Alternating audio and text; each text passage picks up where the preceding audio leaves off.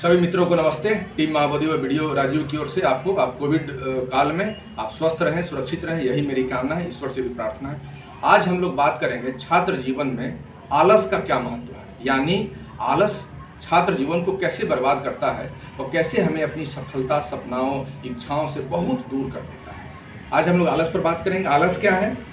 विद्यार्थी जीवन में आलस जो है एक सामान्य समस्या है, जो एक कॉमन प्रॉब्लम्स है जो सबके साथ होती है। प्रत्येक विद्यार्थी इसका सामना करते हैं।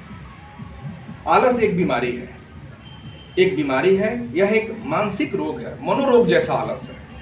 मन की एक बीमारी जैसा भी है, साथ ही यह शरीर की भी एक, हम कह सकते हैं कि आलस शरीर की एक विशिष्ट प्रकार की बीमारी है। और आलस का मतलब स्पष्ट रूप से आप समझिए, जानिए कि कुछ नहीं करने की प्रवृत्ति, आराम करने की प्रवृत्ति, सोने की प्रवृत्ति है ना, या नींद में नहीं है फिर भी बेड तोड़ने की प्रवृत्ति, यानी बिछावन पर लेटे हुए हैं। पढ़ेंगे भी तो लेट कर पढ़ेंगे और 10 मिनट से 20 मिनट में हम लोग सो जाएंगे। ये समय रहते आलस पर काबू नहीं पाया गया, यदि कंट्रोल आप नहीं कर पाए विद्यार्थी छात्र जीवन में, तो आपका सब कुछ नष्ट व समाप्त हो जाएगा, कुछ नहीं बचेगा।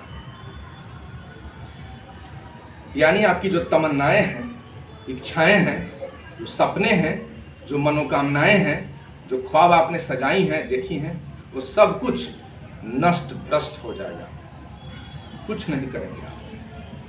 समय रहते यदि आप नहीं चाहते, सब कुछ स्वाहा हो जाएगा।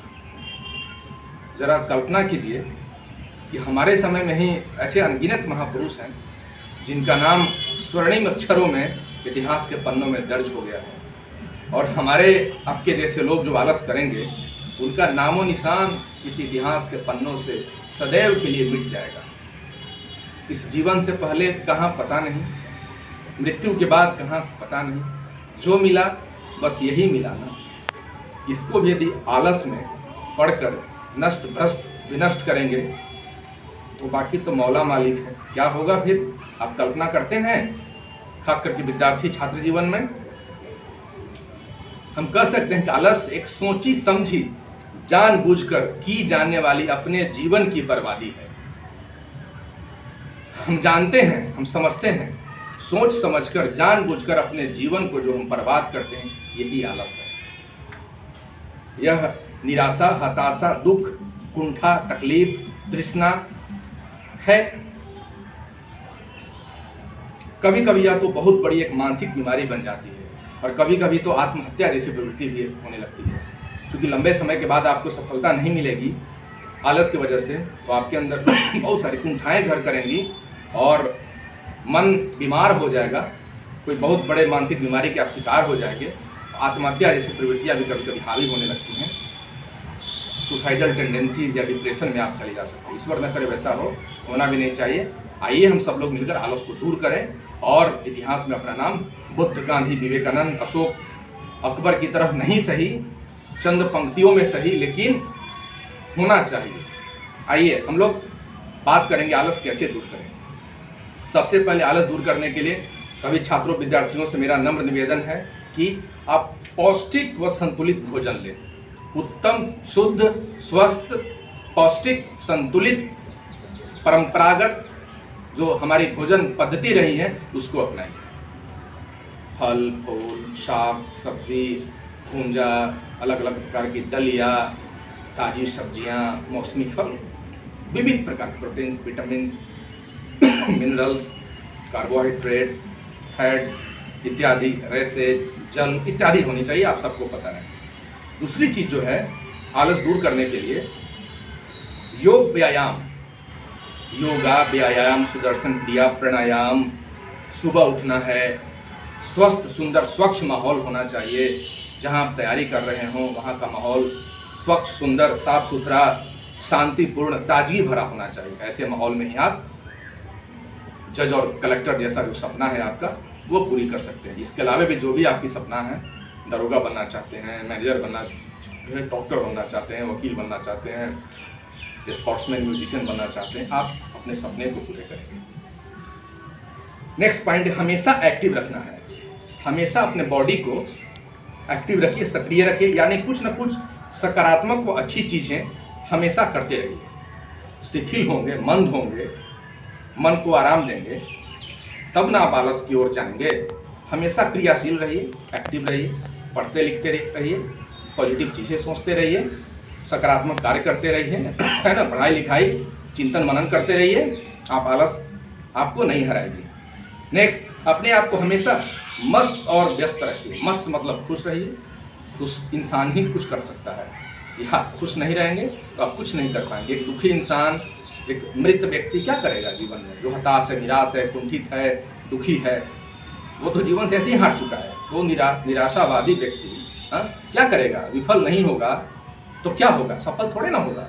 तो आलस को पूर्ण रूप से हटाना है, इसलिए लगातार मस्त और स्वस्थ रहना है, मस्त व्यस्त रहना है, मस्त खुश रहना है और क्रियाशील रहना है।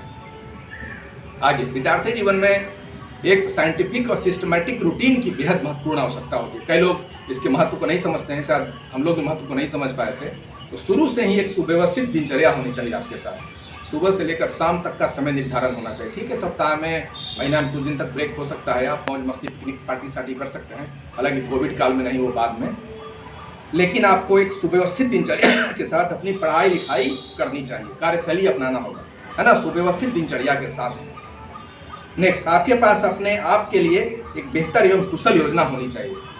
अब कहाँ जाना है? दिल्ली जाना है, बेंगलुरु जाना है, पुणे जाना है, पता तो होना ना चाहिए। आप जिस एग्जामिनेशन की तैयारी कर रहे हैं, सिलेबस क्या है, रूटीन क्या है, क्वेश्चन बैंक का क्या महत्व है, कौन से कोचिंग इंस्टीट्यूट में एडमिशन लेना है, ग्रुप डिस्कशन कब करना है, तो एक कुशल रणनीति होनी चाहिए ना, वैज्ञानिक रणनीति होनी चाहिए जिस एग्जाम की आप तैयारी कर रहे हैं।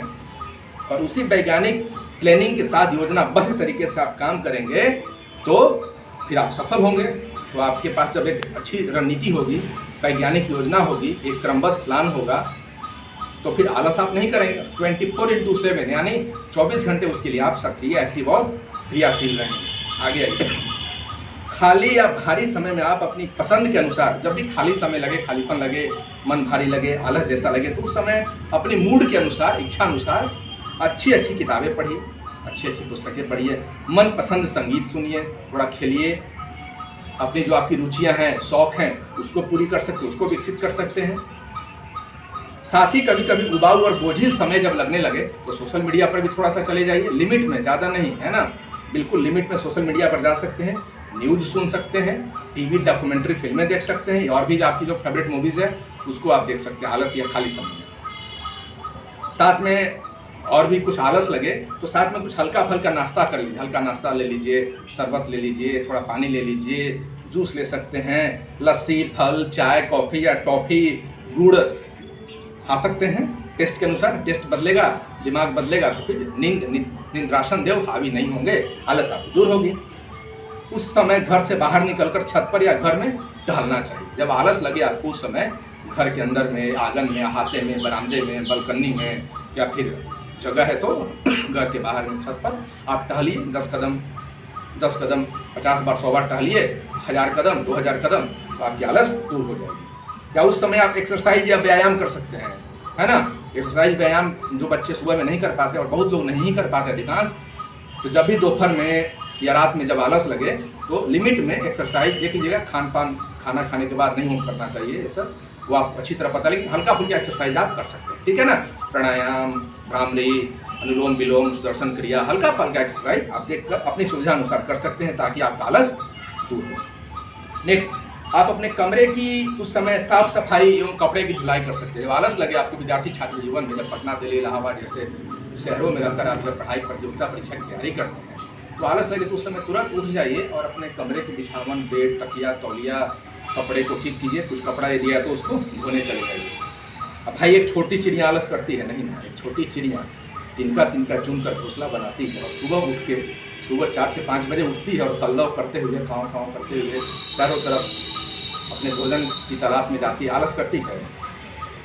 हमें भी जीवन में कुछ आदर्श बनना है। Buddha, Gandhi, mother Teresa, Einstein, प्रधानमंत्री जी, मुख्यमंत्री जी, कई लोग महान ऐसे महापुरुष हैं, नहीं बनना है आपको, है ना। तो आइए आलस को दूर करते हैं। या नेक्स्ट, कुछ किचन में जाकर आप अपनी पसंदीदा कुछ भोजन बना लीजिए, चाय कॉफ़ी बना लीजिए, मैगी भी बना सकते हैं, लेकिन मैगी कम खाना है, ठीक है ना। मैगी फास्ट फूड से बचिए। कोविड के समय में शुद्ध परंपरागत जो भारतीय व्यंजन है, जो हमारी पौराणिक जो जीवन पद्धति रही है, उसको अपनाइए। प्रकृति के साथ हमें जुड़ना है। आइए, मोबाइल फोन से आप उस वक्त अपने माता पिता स्वजन परिजन से बात कर सकते हैं। आप अपने माता पिता परिजन स्वजन दोस्त यार जो करीबी लोग हैं, जो टीचर्स हैं, स्टूडेंट्स, जो भी आपके मित्र, उनसे फ़ोन से बात कर लीजिए। 10 मिनट 20 मिनट बात करेंगे तो इस बीच में आपकी आलस दूर हो जाएगी। खुद से पूरे शरीर में औषधीय तेल लगाकर बॉडी मसाज एक्सरसाइज कीजिए। ये भी जांचा परखा तरीका है। जब भी आलस लगे तो बढ़िया तेल जो रखे हुए हैं, हर्बल जो तेल है, उसको अपने सर वर में लगाइए, हाथ में लगाइए, पूरे बॉडी में लगाइए और पूरे बॉडी का मसाज कीजिए 10 मिनट 15 मिनट तक। इससे पौष्टिकता आएगी, शरीर भी आपका हिष्ट और पुष्ट होगा, शुद्ध सात्विक होगा, दिमाग भी तंदुरुस्त आपकी रहेगी, आलस दूर हो जाएगी। साथ में इस समय प्रकृति की गोद में चले जाइए। यदि गांव में हो या कहीं भी उस समय लगता है कि पेड़ पठार जंगल झील झरना नदी के किनारे हों, पटना में गंगा नदी के किनारे हों, इतना संभव तो नहीं हो पाएगा। अब आलस दूर करने के लिए 20 मिनट के लिए पता नहीं चले 2 घंटा का समय बर्बाद करें, ऐसा नहीं करना है। फिर भी जो बेस्ट पॉसिबल हो, यदि लगता है वहाँ प्रकृति कुछ उस तरह का है, छत पर चले जाइए। शाम रात में यदि आलस लगता है तो आसमान में चांद को देखिए, तारों को देखिए, तो ऐसा आप कर सकते हैं। तो यानी उस समय प्रकृति की गोद में चले जाइए, आप अपने आलस को भूल जाएंगे और प्रकृति के बारे में सोचिए। आपका जीवन आनंद से भर जाएगा और आलस आपसे बहुत दूर चली जाएगी। अब यदि बहुत ज़्यादा आलस कर ही रहा है तो थोड़े समय के लिए, लिमिट टाइम के लिए आप थोड़ा विश्राम कर सकते हैं, शांति के साथ विश्राम। लेकिन ये विश्राम बहुत घातक होता है ना। हम लोग विश्राम करने के आधा घंटा विश्राम करते हैं और 2 घंटा 3 घंटे के विश्रामावस्था में लंबे समय चले जाते हैं। तो ऐसा नहीं करना है ना। थोड़ा सा विश्राम, यदि आपने बॉडी पर कंट्रोल है, थोड़ा सा कर लीजिए। महावीर ने कहा कि मैं उसे विजेता करता हूँ जिसने अपने मन को विजय किया है, मन को विजित किया है, शरीर को विजित किया है। इंद्रजीत ज्ञानेंद्रिय उसको उन्होंने कहा था, इंद्रजीत उनको कहा जाता है, जिन कहा जाता है, रथ कहा जाता है। ग्रंथ हर प्रकार के बंधनों से वो मुक्त हैं। साथ ही साथ आलस को दूर करने की ईश्वर के साथ प्रण प्रतिज्ञा कीजिए। नियति महान है, ईश्वर की दी हुई जिंदगी है, अमानत है, जीवन मृत्यु पर उनका अधिकार है, सबको सब कुछ पता है। तो उसी नीति नियंत्रण के साथ कुछ प्रॉमिस कमिटमेंट प्रण प्रतिज्ञा कर लीजिए। उसको आप नहीं तोड़ेंगे, हालांकि कई बार तोड़ देते हैं, फिर भी नहीं तोड़ेंगे, डर सबके मन में रहेगी। ईश्वर के साथ कुछ प्रण प्रतिज्ञा कीजिए। फिर अपने दिल की बात को सुनिए। बार बार मैं कहता हूँ, आत्मा परमात्मा की आवाज़ जो सुनिए, अहम ब्रह्मास्मि, आप ब्रह्म के अंश हैं। तो हृदय की बात को सुनिए, अपनी आत्मा की बात सुनिए। मैं कौन हूँ, मैं यहाँ क्यों आया हूँ, मेरा क्या काम है, क्या मैं खाने सोने के लिए आया हूँ, क्या मैं फालतू काम करने के लिए आया हूँ, क्या मैं इवेंट की चर्चा के लिए आया हूँ, क्या मैं पर्सन इवेंट की चर्चा के लिए आया हूँ, कि विज़न के लिए आया हूँ। हमारे में से कोई अल्बर्ट आइंस्टाइन बन जाता है, कोई सर आइजैक न्यूटन, कोई कन्फ्यूशियस, कोई प्लेटो, कोई अरिस्टोटल, कोई अभिमन्यु, कोई रानी लक्ष्मीबाई, कोई बुद्धदेव, कोई बाबा साहेब, कोई नेहरू जी, कोई नेताजी, कोई सुभाष चंद्र बोस, कोई रविन्द्रनाथ टैगोर। ऐसे ऐसे लोग हमारे बीच के बन जाते हैं और कईयों का कुछ पता ही नहीं होता है। आत्मा परमात्मा की आवाज़ को सुनिए और आप नहीं चाहते हैं कि पद प्रतिष्ठा मान सम्मान यश वैभव धन संपत्ति संस्कृति समृद्धि इत्यादि मिले, उन्नति मिले, विकास मिले, शांति समृद्धि क्रांति सफलता मिले। आप नहीं चाहते हैं। बुद्ध महावीर गांधी विवेकानंद की तरह महान बनना नहीं चाहते हैं। ये जीवन मिलेगी दोबारा, आखिरी है ना। पता है 84 लाख योनि में कहाँ फिर जाएंगे, कुछ पता नहीं है ना। जो है तो यही है, तो क्यों नहीं इसको हम लोग भरपूर जीते हैं, आलस को दूर करते हैं, अपने दिल की बात को सुनते हैं, अपने मन को वश में करने का प्रयास करते हैं। इंद्रियों को सीमित रूप से नियंत्रण कीजिए। आपको पता है सफलता की कहानी क्या है। जिसने अपने इंद्रियों को, जिसने अपने मन को जितना जीता, जितना संयमित रखा, जितना कंट्रोल किया, मन पर जिसका जितना ज़्यादा नियंत्रण उसकी उतनी बड़ी सफलता, मन पर जिसका जितना कम नियंत्रण उतनी कम सफलता, यानी उतनी बड़ी विफलता। यही तो जिसका शरीर मन पर नियंत्रण हो गया। छात्र जीवन में तो खास करके आँखों का नियंत्रण, मुंह का नियंत्रण, कान पर नियंत्रण, शरीर पर नियंत्रण तो होना ही होना है। जो लड़के, जो छात्र नियंत्रण नहीं कर पाएंगे अपनी जीवा पर, रुचिकर खान पान पर, आँख मतलब सुंदर चीज़ें देखने का शौक सबको करता है, उस पर कान फालतू फालतू की बकसक सुनने नहीं कंट्रोल कर पाएंगे, बॉडी पर कंट्रोल नहीं कर पाएंगे, दिन भर सोए रहेंगे, आराम करके रहेंगे, आराम फरमाएंगे, कैसे सफल होंगे। Doctor, engineer, class 1 class 2 services कोई बच्चों का खेल तो नहीं है, कोई आसान चीज़ थोड़ी है भाई। उसके लिए बहुत परिश्रम करना होगा, त्याग तपस्या करनी होगी, आपको रात दिन प्रयास करना होगा, अढ़निश लगातार, तब जाके उस पद प्रतिष्ठा और मुकाम पर पहुँचेंगे। नहीं तो सब लोग नहीं पहुंच जाएंगे। क्लास 1 क्लास 2 सब लोग नहीं बैठ जाएंगे वहाँ। सब लोग तो नहीं बैठते हैं, वही लोग बैठते हैं जिन्होंने मन पर नियंत्रण किया और आलस को दूर किया। मैं समझता हूँ कि आप टीम माँ बोधी की ओर से जो हम अभी बताए हैं इसको अच्छी तरह समझेंगे, आत्मसात करेंगे। हालांकि कहना बहुत आसान और करना बहुत मुश्किल होता है, रास्ता पर चलना बहुत कठिन होता है। मैं भी आपको बता रहा हूँ, मैं भी प्रयास करता हूँ चलने का। 100% तो नहीं, जो 100% चलेगा वो बुद्ध गांधी हो जाएगा। तो प्रयास कीजिए कि 50% से ज़्यादा चलिए, 60-70% चलिए। आपके सपनों का जो पद प्रतिष्ठा मुकाम है, वो सफलता है तो निश्चित रूप से मिलेगा। और कर्म योगी बनिए, फल की चिंता नहीं कीजिए। बार बार कहता हूँ, कर्म करना आपका अधिकार है, कर्म करते रहिए। क्या होगा क्या नहीं होगा वो छोड़िए, ऊपर वाले के हाथ में। फ्रस्ट्रेट होंगे, पागल हो जाएंगे, नहीं सोचिए। जो मिला है जिंदगी, ईश्वर ने जो दिया है, खूब कर्म करेंगे, भरपूर परिश्रम करके और जीवन का आनंद लेंगे। आलस को नहीं हावी होने देंगे। इन्हीं एक शब्दों के साथ में आप अपना ख्याल रखिए, अपने सुरक्षा का ख्याल रखिए, अपने परिवार की सुरक्षा का ख्याल रखिए। कोविड प्रोटोकॉल का पालन करिए आप लोग। इसी के साथ टीम महाबोधि और वीडियो राजीव की ओर से आप सबको नमन, वंदन, अभिनंदन।